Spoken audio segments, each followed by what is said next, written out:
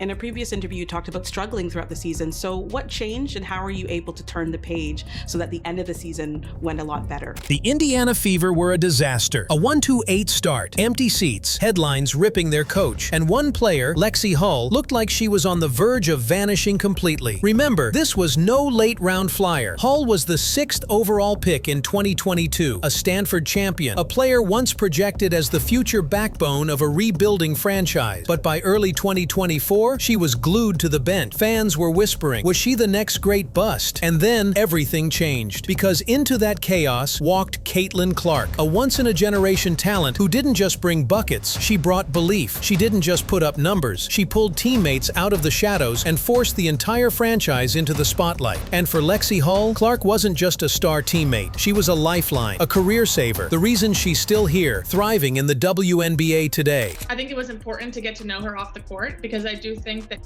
connections, getting to know people really play a part in the success of teams.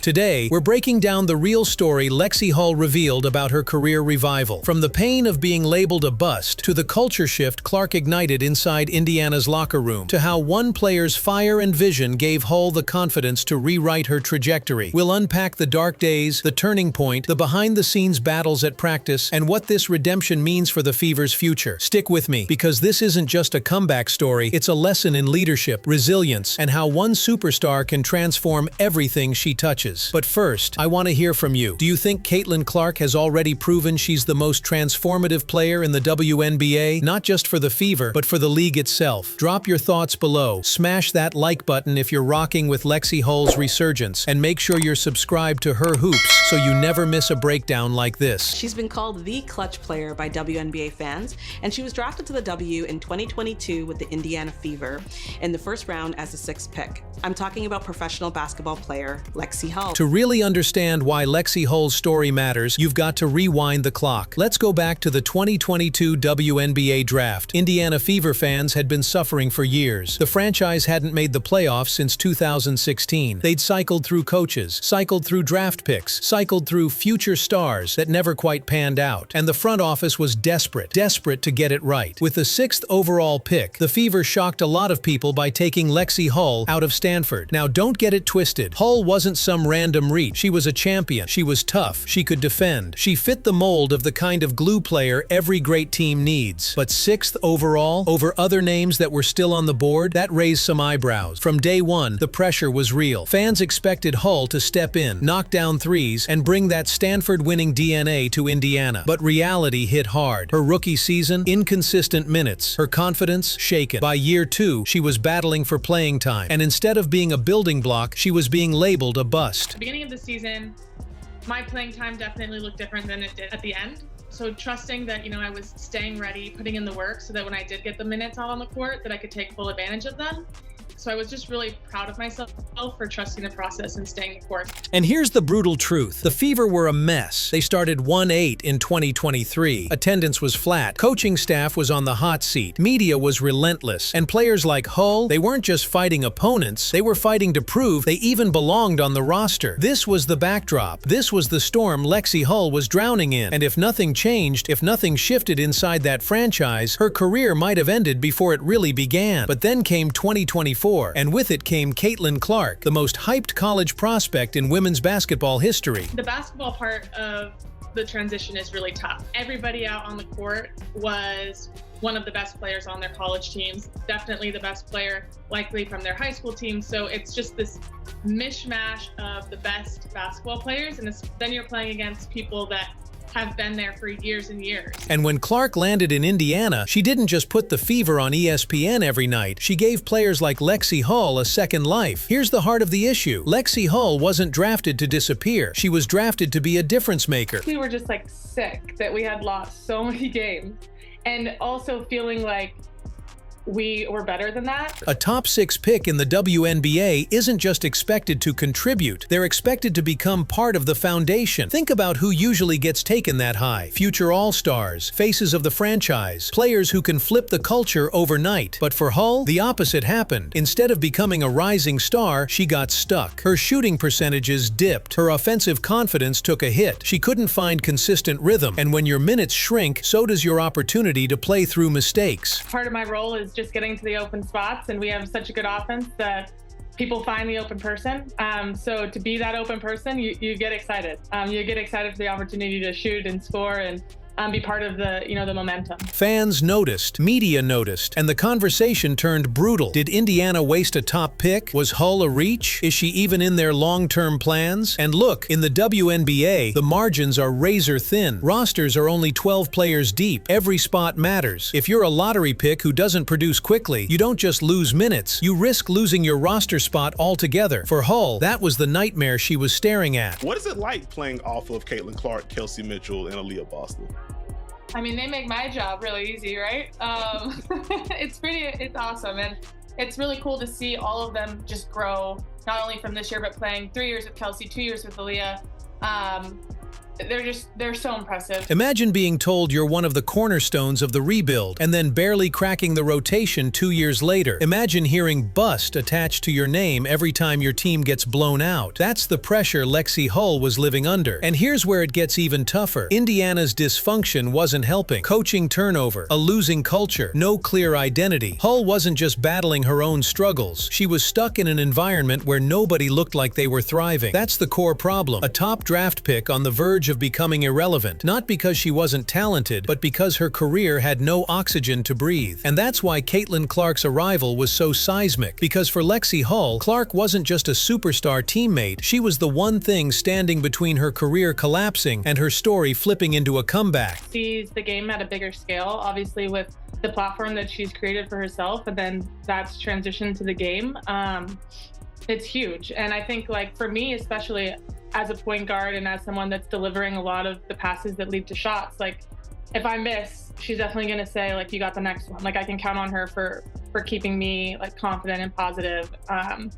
So yeah, I think that shows the player that she is and the leader she is as a point guard. So let's be real. What happens if Caitlin Clark never walks into that locker room? What happens if the Fever just keep rolling out the same old product in 2024? The answer is simple. Lexie Hull might be out of the league right now. Now imagine this. No Caitlin Clark in Indiana. Maybe she waits until 2025. Suddenly, Angel Reese and Camila Cardoso are paired up in Chicago, dominating the paint and owning the Midwest market. Or Cameron Brink lands in LA, becoming the new face of the Sparks. The Fever, they're stuck right back where they've been since 2016. Irrelevant. And here's where it connects to Lexie Hull. Because on a losing team without a superstar drawing attention, role players don't shine. No highlight plays, no national TV games, no space on the floor to build confidence. Hull would have kept grinding in silence, while rivals like Chicago and New York took over the spotlight. Instead, the Fever got lucky. Clark declared. Indiana picked her. And overnight, the balance of power shifted. For Hull, that meant she wasn't fighting alone anymore.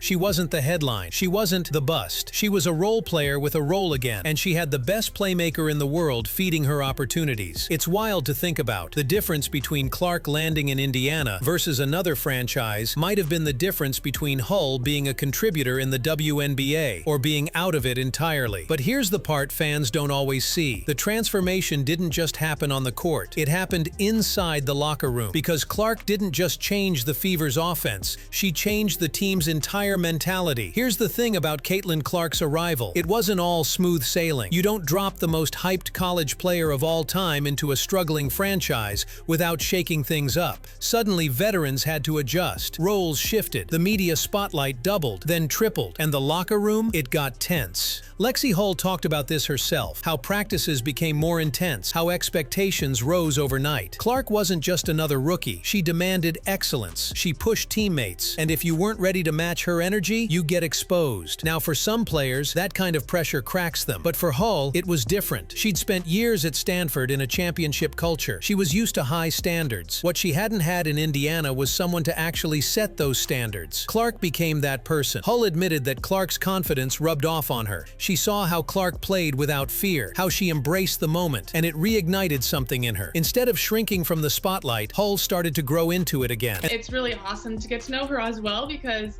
you know, she's a great person, but you have all these expectations put on her, and our team has put on her, and fans have put on her. So to see her kind of be so mature in that transition, it's been really awesome, and I'm just really proud to, you know, have her on the team. And this is where the emotional side comes in. Lexie Hull went from being seen as the bust pick to being seen as a trusted teammate, a defender Clark could rely on, a shooter Clark could kick to in crunch time. That shift wasn't just tactical, it was personal. It restored Hull's confidence in herself. The Indiana Fever had a history-making year.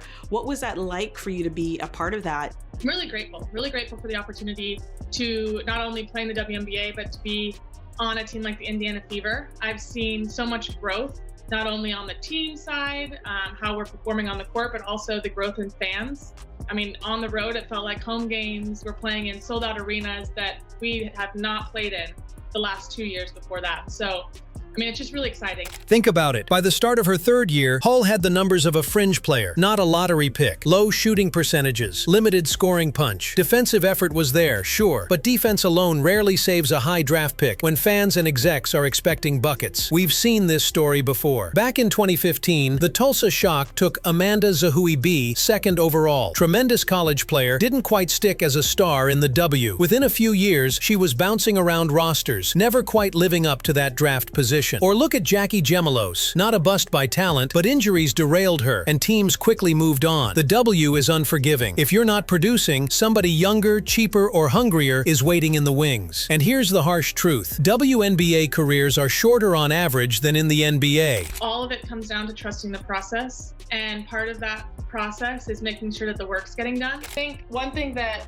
our coaches did during that break, I mean, we had a full month of practice pretty much during the Olympic break, and they would put up every day after practice our shooting percentages from 2s and 3s during drills, during scrimmages, during everything. And I think that helped me because, some people will probably like, it's so annoying, whatever, but I personally like. Of course, it wasn't always kumbaya. Reporters noted there were bumps, frustrations with losing, clashes in practice, growing pains with so much attention on one rookie. But out of that friction came growth. And for Hull, it meant she wasn't just surviving anymore. She was belonging. So what happens next? Where does this all go for Lexie Hull and the Indiana Fever? There are really three possible paths. Option 1, the Cinderella rise. Hull embraces her role as Clark's defensive stopper and floor spacer, finds her shooting rhythm, and carves out a long WNBA career. Think players like Alicia Clark or Kayla Thornton, glue players who may not headline but absolutely win championships. If Hull keeps trending upward, she could become one of those names. Option 2, the role player plateau. Hull sticks around but never fully breaks through. She becomes a solid rotation piece, plays 10 to 15 minutes a game, gives defense and hustle, but doesn't elevate beyond that. Valuable, yes, but not quite what Indiana envisioned at 6th overall. Option 3, the fade out. If her shot doesn't click or the roster keeps adding talent, Hull could still get pushed out. The WNBA is brutal, and teams are constantly evolving. Clark will attract stars to Indiana, and Hull will have to keep proving she deserves a seat at that table. What's clear, though, is that Clark has given her a second chance, and if Hull seizes it, she could flip her narrative from bust pick to the comeback story no one saw coming. Mini hook to close strong. And that's the beauty of it, because Hull's future and Indiana's future are now tied to the most electrifying player in women's basketball, which means every game is another chance to rewrite. Numbers don't lie, unfortunately, and they're very drastic. My first 2 years, I was just so upset because I was putting in so much work, and my shooting percentages,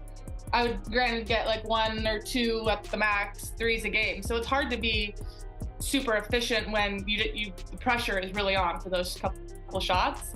But the numbers don't lie. So it really allows you to look at improvements and really shoot for goals and keep yourself like accountable. So here's the big question. Has Caitlin Clark truly saved Lexie Hull's career, or is this just a temporary spark? Because on one hand, you can see the revival, the confidence, the energy, the fit next to a superstar. But on the other hand, we know how unforgiving the WNBA is. Nothing is guaranteed. And that's where I want to hear from you. Do you believe Lexie Hull can carve out a long-term role as the perfect running mate for Clark? Or do you think Indiana will eventually move on and bring in other pieces as they chase a championship? Drop your thoughts in the comments. I'll be reading them all. Don't forget to like this video if you enjoyed the breakdown, and subscribe to Her Hoops for more deep dives into the stories shaping the WNBA. Because one thing's for sure, in women's basketball right now, no storyline is more fascinating than how Caitlin Clark isn't just changing the league, she's changing careers.